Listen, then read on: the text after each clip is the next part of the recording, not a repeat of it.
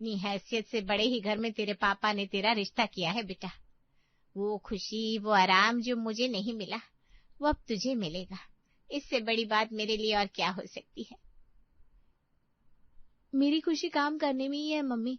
जब तक मैं ऑफिस का काम करती हूँ, मुझे लगता है मेरे जीवन का कोई मकसद है, मैं कुछ कर रही हूँ। वरना वो काम करना जो प्रोडक्टिव नहीं है, मेरे मन को बहुत नेगेटिव कर देता है, सच कहूँ तो। ये सब ना बोलने की बात होती है बेटा। तो अभी बच्ची है इसलिए कुछ भी कह रही है। अभी बड़े से बड़े अफसर को बोले कोई कि अपनी नौकरी छोड़ दे, उसका खर्चा कोई और उठा लेगा, तो वो फट से नौकरी छोड़ देगा। आराम किसे पसंद नहीं होता। ये नौकरी चाकरी कोई चाव से नहीं करता, ये तो मजबूरी का हिस्सा होता है। तू तो सच में इतने बड़े घर में जा रही है, सोने चांदी का बिजनेस है, उनकी यहाँ किस चीज की टेंशन। आराम से जीवन जीना बेटा तू। भारी भारी गहने पहनना, सुंदर सुंदर साड़ियां खरीदना। और तुझे वीडियो बनाने का बड़ा शौक था ना, वीडियो बनाते रहना। मैं क्या बोल रही हूँ और तुम क्या राग अलाप रही हो मम्मी। सबकी खुशी का डेफिनेशन एक नहीं होता। और मैं इतनी भी बच्ची नहीं हूँ, 28 साल कम नहीं होते। 10 साल पहले तो सरकार ने मुझे पीएम चुनने का अधिकार दे दिया, और तुम हो कि मुझे कैरियर चुनने भी नहीं देना चाहती। तुम्हें कहती थी ना, यहाँ कॉम्प्रोमाइज कर ले, जो करना है शादी के बाद करना। मुझे शादी के बाद जॉब करनी है, और मैं इस बात को लेकर बहुत सीरियस हूँ मम्मी। मैं घर के कामों के लिए मना नहीं कर रही हूँ, पर मुझे जॉब करनी है। मम्मी, तुम एक बार मम्मी जी से बात करो ना प्लीज। नीलम को रोशनी की जिद बचकाना लग रही थी, पर फिर भी नीलम अपनी होने वाली समधन को फोन मिलाती है। नमस्कार भाभी जी, कैसी हैं आप? मुझे क्या होगा, हाँ बहू लाने की खुशी में 1-2 किलो जरूर बढ़ गए हैं। आप बताइए, तैयारी कैसी चल रही है? तैयारी तो जोरों शोरों की है, कार्ड भी छप गए हैं। पहला कार्ड आप ही के घर पर जाएगा। बताइए तो फिर, इतनी गड़बड़ी में आपने फोन क्यों मिलाया? तैयारी कीजिए। वो एक बात करनी थी समधन जी। मतलब इतनी भी जरूरी नहीं है, पर मैंने सोचा सब कुछ साफ साफ रहे तो अच्छा है। मतलब आपको तो पता ही है, रोशनी जॉब करती थी, तो शादी के बाद ऑफिस वालों से कह देगी कि टाइमिंग थोड़ी सही करे, पर अब क्योंकि घर में भी समय देना होगा ना, तो ज्यादा देर ऑफिस नहीं जाएगी। 10 बजे तक जाएगी और 6 बजे तक किसी भी हालत में घर पहुंच जाएगी। बस हफ्ते में 5 दिन तो ऑफिस होता है, उसमें भी मैं तो कह दूंगी जितना हो सके वर्क फ्रॉम होम ही ले ले। 1 मिनट, क्या कहा आपने? मैं अभी निखिल के पापा से बात करती हूँ। ये गलतफहमी तो नहीं होनी चाहिए। ये बात आमने सामने हो गई थी ना कि हमारे घर से बहुएं काम पर नहीं जाती। हमें ये नहीं चलेगा नीलम जी, हमारी बहू स्कूटी लेकर यहाँ से वहां डोलती रहे और 4 लोग उसे देख कर बातें बनाए, और किसी मर्द के नीचे काम करना, ये तो बिल्कुल अलाउ नहीं करेंगे। ना हमें ऐसी पैसों की जरूरत है, और ना ही हमारे घर में ये सब पसंद करते हैं। पर अगर अभी भी आपके मन में कोई शंका है तो अभी क्लियर कर लीजिए। 7 दिन है शादी को, एक बार और विचार कर लीजिए। फिर शादी के बाद आप लोग कहेंगे हमारी बेटी को पिंजरे में भर कर रख दिया है। नहीं नहीं भाभी जी, आप क्या कह रही हैं। बात अब बहुत आगे बढ़ चुकी है, अब सोच विचार करने का तो सवाल ही नहीं उठता। अब तो ये शादी होकर रहेगी। मैं तो बस पूछ रही थी, आपको नामंजूर है तो काम नहीं करेगी रोशनी? शादी के बाद बड़े घर में जाने पर सारी खुशियां जैसे मिल ही जाएंगी। माए तो यही सोचकर अपनी बेटी को विदा करती हैं, पर ससुराल में ऐसा ही हो जरूरी तो नहीं। 1 हफ्ता रोशनी के ससुराल में बड़ा ही अच्छा बीतता है। अरे बेटा, सिर्फ 2 रोटी? ऐसे नहीं चलेगा। तुझे आगे जाकर बच्चे जन्ने हैं, यहाँ 0 साइज या फ्लैट टम्मी की तो सोचना भी मत। अच्छे से भर भर कर खा। हाँ, एक बार परिवार को वारिश मिल जाए फिर डांट कर सकती हो तुम। अब मुझे ही देख लो, शादी में सभी मुझे तुमसे छोटी समझ रहे थे। संतूर मम्मी कह रहे थे देवरानी तो 2 बच्चों की माँ लग रही है और जिठानी कवारी है। अब तो ये मेंटेनेंस और फिटनेस की बात है। वैसे उम्र में हम दोनों बराबर ही हैं। क्या बात है, तुम कुछ बोल क्यों नहीं रही हो रोशनी? लगता है अपने मायके को मिस कर रही हो। ऊपर से यहाँ दोस्त भी तो नहीं है तुम्हारे। तुम एक काम करो ईशा, तुम अपनी किटी मेट्स के साथ दोस्ती करवा दो रोशनी की, ऐसे उसे भी कंफर्टेबल फील होने लगे। अरे कोई जरूरत नहीं ईशा, अभी तो बहू घर आई है, अभी से ही किटी खिलवाना शुरू कर दे। भूल गया ईशा के वक्त जब उसका पहला बच्चा 2 साल का हो गया था, उसके बाद बाहर जाना शुरू किया था इसने। अगर मन ना लगे रोशनी बेटा तो घर में बड़े काम है। जब घर पर कामों में मन लगने लगेगा ना तो अपने आप यहाँ की आदत पड़ जाएगी। बाकी वीडियो कॉल करके अपने मायके वालों से कभी भी बात कर सकती है। धीरे धीरे अब रोशनी के ससुराल से सारे रिश्तेदार वापस लौट रहे थे। अगली सुबह 6 बजे रोशनी के दरवाजे पर दस्तक होती है। इतनी सुबह कौन हो सकता है? निखिल, इतनी सुबह दरवाजे पर कोई है, सब ठीक तो होगा ना? अब मुझे कैसे पता होगा चीजें ठीक होगी कि नहीं? तुम इस घर की बहू बनकर आई हो, ये घर की चीजें तुम्हारी समझदारी है। आइंदा से किसी भी बात पर मेरी नींद खराब मत करना। रोशनी दरवाजा खोलती है। दरवाजे पर उसकी सास खड़ी थी। तुम अब तक सो रही थी बहू? ऐसे नहीं चलेगा। अब 6 बजे तक उठकर 7 बजे तक नहा धोकर रसोई में आ जाना। पर घर पर तो नौकर है ना मम्मी जी, तो फिर रसोई में मैं क्या करूंगी? नौकर तो है, पर वो आते ही 9 बजे से है, और हमारे घर में 7 बजे तक नाश्ता बन जाने का रिवाज है। और हाँ, घर पर नौकर है इसका मतलब ये नहीं कि बहू हाथ पर हाथ रखे बैठी रहेगी। भाई, नौकर के साथ नौकर बनना पड़ता है। जी मम्मी जी, मैं अभी नहा कर आती हूँ। और सुनो, ये आज तो नाइट ड्रेस पहनकर दरवाजा खोल लिया तुमने, पर आइंदा से ध्यान रहे ये गलती दोहराई ना जाए। अभी अगर दरवाजे से उदित गुजर रहा होता या तुम्हारे पापा जी गुजर रहे होते तो उनकी तो नजरें झुक जाती। तो अब अगर दरवाजे तक आओ तो दुपट्टा लेकर आना, और कमरे के बाहर साड़ी पहनकर ही आना। अभी नई नई बहू हो तो भारी साड़ी पहनना और अच्छे से तैयार होकर बाहर आना। एक चटक सी रंग की साड़ी पहनकर, हाथों में चूड़ियां डाले, अच्छे से तैयार होकर वो अपने कमरे से बाहर आती है और अपनी सास के पैर छूती है। हाँ, अब लग रही है ना तू सिंघानिया परिवार की बहू। देख बेटा, सोने चांदी का बिजनेस है हमारा, और हमारी ही बहू सादी सी रहेगी तो अच्छा तो नहीं लगता ना। और सजना सवरना तो गृहिणी का अधिकार होता है। अब जल्दी से रसोई में जा और रसोई तैयार कर ले। और हाँ, 1-2 सब्जी मत बना देना। जब हम तुझे देखने आए थे तो नाश्ते के नाम पर तुम्हारी माँ ने जिस क्वालिटी के रसगुल्ले रखे थे प्लेट में, बाप रे, ऐसे तो हम अपने नौकरों को भी नहीं देते बेटा। रसोई में कौन सी चीज कहाँ रखी है तेरी जिठानी तुझे बता देगी। बस खाना अच्छे से बनाना, घी तेल मसाला अच्छे से डालकर। रोशनी किचन में जाती है और वहां अपनी जिठानी को देखती है। और लेट कर दी थी, तुम्हारे कारण 10 मिनट से रसोई में वेट कर रही हूं मैं, नहीं तो बच्चों के टिफिन बनाने के बाद कमरे में जा चुकी होती। अच्छा सुनो, आटा चावल वगैरह सब कुछ सामने वाले कबर्ड में है, और मसाला यहाँ नीचे के ड्रॉअर में। बाकी सारे तेल और घी वगैरह ये इस साइड में यहाँ पड़े हैं, देख रहे हैं ना? तो अब अच्छे से खाना बना लो, मैं चलती हूँ। अब साथ में रुकेंगी नहीं भाभी? अरे मैं क्यों रुकने लग गई? 10 साल परोस दिया मैंने सभी को बना बनाकर। अब नई बहू आई है तो वो भी जरा जिम्मेदारी संभाले। जब प्रॉपर्टी का बंटवारा होगा तो सभी को बराबर मिलेगा ना, तो फिर मैं एक्स्ट्रा काम क्यों करूं? सुबह सुबह नाश्ते की तैयारी करना, फिर नौकरों के आने के बाद उन्हें काम समझाना, दिन भर घर के कामों में लगे रहना, पर इन सब के बाद भी रोशनी खोई खोई सी रहती। छोटी बहू रानी, दूध उबल गया है, दोपहर की खाने का क्या करना है बहू रानी? हाँ क्या? छोटी बहू रानी, आपने कहा था दूध उबाल लो, फिर बताऊंगी आगे क्या करना है। हाँ मैंने बोला था ना, एक काम कर, तू आटा गूंथ और सब्जियां काट ले, मैं तब तक खीर बना देती हूँ।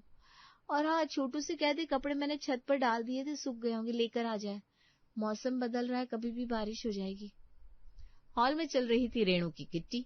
वो आवाज देकर रोशनी को बाहर बुलाती है। अरे बहू बाहर आ जा, रसोई में बैठी रहेगी क्या? इस तरह 4 दीवारी के अंदर ही अपनी बहू को बंद करके रखना है क्या तुझे? हमारी बहुओं से तो इंट्रोड्यूस करवा दे, इस तरह रोशनी का भी सोसाइटी में आना जाना शुरू हो जाएगा। ठीक है बहू, तो एक काम कर, वृंदा के साथ इसके घर आना। निखिल की शादी और उसके बेटे की शादी एक दिन के आगे पीछे हुई थी, परिवार जैसा रिश्ता है हमारा। धीरे धीरे रेणु रोशनी को आसपास सोसाइटी में भेजना शुरू करती है। परिवार में पैसे तो थे ही, तो किसी तरह की कोई दिक्कत नहीं थी। एक रोज अपनी जेठानी के बच्चों के लिए शॉपिंग करने रूपाली के साथ रोशनी बाहर निकली हुई थी, जहां उसे उसकी माँ मिल जाती है। रोशनी बेटा, कहाँ है तू, कैसी है? ससुराल जाकर माँ को तो बिल्कुल भूल गई तू। देखा, मैं ना कहती थी, ससुराल जाते ही तो वहाँ की रंगत में रंग जाएगी। देख वैसा ही हुआ ना, तेरे चेहरे पर कितनी चमक आ गई है। ये साड़ी तो काफी महंगी लग रही है, और गले का हार असली है क्या? अरे मैं भी क्या पूछ रही हूँ, असली होगा, सोने चांदी वालों के घर गई है तू। अब हमारी तरह थोड़ी ना सिटी गोल्ड या इमिटेशन ज्वेलरी पहनेगी। तुम शॉपिंग कर लो मम्मी, तुम्हें मैं घर गाड़ी से छोड़ दूंगी। साथ में रूपल भी आई है, ये सामान वो पकड़ लेगी। पता है मम्मी, वहां सब कुछ है, पर मैं खुश नहीं हूँ। पापा जी, उदित भैया और निखिल फिर भी कोई काम कर रहे हैं, पर मैं क्या कर रही हूँ? भगवान ने इंसान को जीवन दिया ही क्यों है, इतना तेज दिमाग दिया ही क्यों है, जब हमें कुछ करना ही नहीं है तो। पर तुमने जो इमिटेशन ज्वेलरी वाली बात कही ना, उससे मेरे दिमाग में एक आइडिया है। हे भगवान, बड़ी कुसुगनी जवान है मेरी। ऐसा क्या बोल दिया मैंने? कुछ उल्टा सीधा मत कर देना बेटा। कुछ उल्टा सीधा नहीं करूंगी, सब कुछ बढ़िया ही होगा ना। मैं जॉब के लिए बाहर जाऊंगी, ठीक है, शांति हो गई ना तुम्हें। पर मैं रुकूंगी नहीं। जिससे उड़ना होता है ना, उसके चारों तरफ कितनी ही पहरे लगा दिए जाए वो उड़ ही जाता है मम्मी। रोशनी के चेहरे पर एक मुस्कान आ गई थी, जिसे देखकर उसकी माँ डर चुकी थी। सब कुछ नॉर्मली चलता हुआ दिख रहा था। मानना पड़ेगा, मुझे लगा नहीं था रोशनी कि तुम इतनी जल्दी घर का सारा काम संभाल लोगी। Very nice. आप पापा जी बड़ी तारीफ कर रहे थे तुम्हारी, पर ये तो तुम्हारे लिए आम बात होगी ना। इससे कितने ज्यादा काम तुम्हें अपने घर पर करने पड़ते होंगे। ऊपर से नौकरी भी तो करती थी तुम। बॉस की डांट सुनो, भागा दौड़ी करो, घर का काम करो। यहाँ तो आराम से दिन भर एसी में बैठे रह सकती हो। हेल्प करने के लिए नौकर भी है। बाकी जिठानी को तो सास समय समय पर मदद करने रसोई में भेज ही देती है। बस अच्छे अच्छे कपड़े पहनो और लाइफ एंजॉय करो। तुम्हें कैसी टेंशन। मम्मी जी ने मुझे घर संभालने की जिम्मेदारी दी है, लोगों की बोली के बोझ को नहीं। तो आइंदा से अगर आपने मुझ पर किसी भी तरह का ताना दिया तो मैं सीधा हाथ पकड़कर आपको मम्मी जी के पास ले जाऊंगी, ठीक है। मैंने मम्मी जी से बात कर ली है, तो तीनों वक्त मैं रसोई में अकेले नहीं रहने वाली, साथ में आपको भी लगना होगा, नहीं तो काम बांट लेंगे। मेरा ज्यादा काम करना शायद आपको पसंद नहीं आ रहा, आपको लेफ्ट आउट सा फील हो रहा होगा ना। I can understand. मैं आज ही मम्मी जी से इस बारे में बात कर लूंगी। रोशनी का जवाब सुनकर ईशा दांत पीसती हुई वहां से निकल जाती है। उसे लग रहा था वो रोशनी को दबा देगी, पर रोशनी को पता था उसे क्या करना है। अब हर रोज रोशनी अपने स्केचिंग आर्ट को और मजबूत कर रही थी। ये क्या है, कमरे में हर तरफ सफेद कागज फेंक रखे तुमने, और ये क्या डिजाइन बना रही हो। शादी के बाद जब बहुएं नई नई ससुराल आती है, उसके बाद भी लंबे समय तक एक्सपेक्ट किया जाता है कि बहू सज धज कर रहे, सुंदर दिखे। पर आज के जमाने में इतनी हैवी ज्वेलरी कौन पहनना चाहता है, और गोल्ड की सारी ज्वेलरी हमारा आउटफिट के साथ जाती भी नहीं। तो मैं कुछ सिलेक्टिव नई डिजाइन बना रही थी जो आपको यंग भी दिखाए और लाइट वेट भी हो। निखिल रोशनी की स्केचबुक देखता है। उसमें सच में बहुत ही बेहतरीन बेहतरीन और क्लासिक डिजाइन थी। इसमें से तो कई डिजाइन हम अपने शोरूम में भी ऐड करवा सकते हैं। नहीं, अभी नहीं, मैं आपको बताऊंगी कैसे और कब। एक शाम रोशनी वृंदा के घर पर बैठी हुई थी। ये तेरी चूड़ी कुछ ज्यादा हैवी नहीं लग रही? मतलब ड्रेस तूने इतना अच्छा पहनना है और ज्वेलरी ऐसी। तो क्या करूं, आर्टिफिशियल ज्वेलरी तो पहन नहीं सकती, रेपुटेशन की बात है। आज शाम को पार्टी में निकलना है और आसपास की किसी ज्वेलरी शॉप में ऐसे कॉर्ड सेट पहनकर चली गई और किसी जान पहचान वाले ने देख लिया तो 4 बातें बनाएंगे। तो मम्मी का नियम है भाई, उसी शोरूम में जाओ जो घर से दूर रहो, और पास के इलाके में जाना है तो साड़ी पहनकर। सबको लगता है हम बहुएं बड़े आराम से रहती है, पर हम पर कितनी बंदिशें होती है ये हम ही जानते हैं। तो अगर घर बैठे बैठे या सोसाइटी के अंदर ही तुझे ज्वेलरी मिल जाए तो?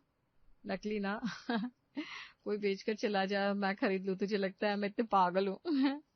इन चीजों की परचेजिंग ट्रस्टेड पर्सन से, ट्रस्टेड प्लेटफॉर्म से होती है, और ऑनलाइन मुझसे गोल्ड वगैरह लिया नहीं जाता। जो चीज फोटो में दिखती है वो सामने वैसी होती नहीं है। रोशनी ने अपने आसपास की सभी औरतों से गहने को लेकर उनकी पसंद, अवेलेबिलिटी और बाकी सभी चीजों के बारे में पता किया और उसे समझ में आ गया कि क्या करना सही रहेगा। तो तुम चाहती हो कि तुमने जो डिजाइन बनाई है उस डिजाइन की ज्वेलरी तुम्हें 9 से 10 कैरेट में बिल्कुल लाइट वेट बनाकर तुम्हें। Are you serious? देखो निखिल, मैं ना ही घर से बाहर जाने की बात कर रही हूँ, ना ही किसी के अंडर काम करने की।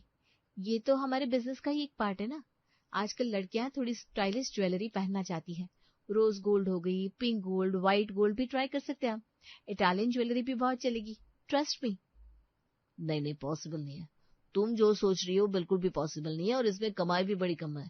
मुझे नहीं लगता कोई 10-12 कैरेट की ज्वेलरी तुमसे लेने आएगा। अगर मुझे ऑर्डर मिल गया और 50% प्राइस मैंने एडवांस में ले लिया, तो क्या 1 हफ्ते के अंदर आप मुझे ज्वेलरी बनाकर दे दोगे? कारीगर इतने एक्सपर्ट है मेरे कि तुम्हें 1 हफ्ते में क्या 1 दिन में आइटम लाकर दे देंगे। देखते हैं घर से बाहर बिना निकले तुम कैसे ही कस्टमर को अपने तक लेकर आती हो। मार्केट के बीचों बीच बैठकर तो कस्टमर के पीछे मगजमारी करनी पड़ती है हमें, जबकि 60 साल पुरानी दुकान है हमारी। और तुम्हें इस घर में आए 3 महीने हुए हैं और तुम कस्टमर ढूंढ लोगी? चलो ट्राई कर लो, जब भूत उतर जाए तो मुझसे कह देना मैडम। रोशनी फेसबुक और इंस्टाग्राम पर ग्रुप बनाती है और अपनी विंग के साथ साथ बाकी विंग के फ्लैट्स के लोगों को भी उसमें ऐड करती जाती है। सोसाइटी की 1200 फ्लैट्स की लेडीज अब इस ग्रुप का हिस्सा है। हे भगवान, आज ग्रुप में पहली बार अपनी डिजाइन ज्वेलरी की फोटोज पोस्ट करने जा रही हूँ। प्लीज अच्छा रिस्पॉन्स आए। और रोशनी जैसे ही फोटोज पोस्ट करती है, प्राइस के लिए इंक्वायरी, ज्वेलरी के सर्टिफिकेशन की इंक्वायरी और ऐसे ही कई रिस्पॉन्स आना शुरू हो जाते हैं। एक रोज रोशनी के फोन पर एक लड़के का फोन आता है। हेलो मैम, वो मेरी सिस्टर आपको फॉलो करती है। उसके फोन पर मैंने आपकी ज्वेलरी के डिजाइन देखे थे। एक डिजाइन मुझे पसंद है, मैं आपको व्हाट्सएप पर सेंड करता हूँ। सेम वही डिजाइन मुझे चाहिए मेरी गर्लफ्रेंड के लिए। पेमेंट आप कैश बोलोगे तो कैश हो जाएगा, नहीं तो ऑनलाइन कर दूंगा, पर मुझे जल्द से जल्द वो पेंडेंट चाहिए। 2 दिन के अंदर डिलीवरी आप तक पहुंच जाएगी। आप किस एरिया से बोल रहे हैं वो बस बता दीजिए मुझे। और इस तरह रोशनी को अपना पहला ऑर्डर मिल जाता है। निखिल को अभी भी रोशनी का ये सपना एक मजाक ही लग रहा था। वो डिमांड के हिसाब से ज्वेलरी बनवाती जाती है और एक अच्छे प्राइस पर सेल करती जाती है। अरे बहन, तू तो छा गई है, हर तरफ तेरी ज्वेलरी के ही चर्चे हो रहे। अरे मेरे घर पर खुद 2 लोगों ने तेरी डिजाइन इयररिंग्स मंगवाई है और मुझे दिखाकर बोल रहे थे, तो मैंने कहा ये तो मेरी फ्रेंड का ही पेज है। सच में यार, घर बैठे बैठे तुमने एक पूरा बिजनेस ही सेटअप कर लिया। धीरे धीरे रोशनी का काम अब खुद बोलने लगा था। निखिल बता रहा था तुम कोई ज्वेलरी बनवाती हो, निखिल से डिजाइन तुम देती हो और आसपास कई लोग तुमसे लाइट वेटेड ज्वेलरी ले रहे। जिस हिसाब की सेल मैंने सुनी है, वैसे तो फिलहाल हमारे शोरूम में भी नहीं है। ये सब कैसे किया तुमने? ज्वेलरी ज्यादातर फीमेल्स लेती हैं और घर और बच्चों में उन्हें बाहर निकलने का वक्त ही नहीं मिलता, तो मैंने सोचा उन्हें घर पर बैठे बैठे सब कुछ अवेलेबल करवा दूं। और मेरी डिजाइन को देखकर एक बड़ा ब्रांड भी मेरे साथ काम करना चाहता है। ये तो बहुत अच्छी बात है पापा। अगर डिजाइनर हमारे घर पर ही होगा तो उससे हमारे दुकान का भी बड़ा फायदा होगा। क्या यार ईशा, कुछ सीखो अपनी देवरानी से। We are proud of you Roshni.